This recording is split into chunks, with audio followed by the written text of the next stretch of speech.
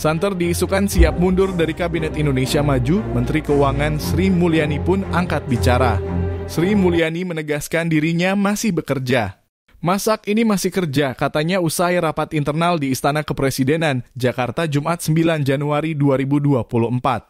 Sambil berjalan ke arah mobil dinasnya, Sri Mulyani mengatakan dirinya bekerja.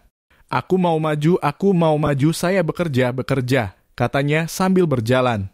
Sri Mulyani tampak tidak menggubris mengenai isu tersebut, termasuk saat ditanya mengenai isu dirinya yang berseberangan dengan Prabowo Subianto.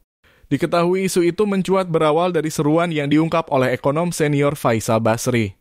Presiden Jokowi yang dianggap sudah tidak netral dalam Pilpres 2024 jadi alasan dibalik merebaknya isu itu.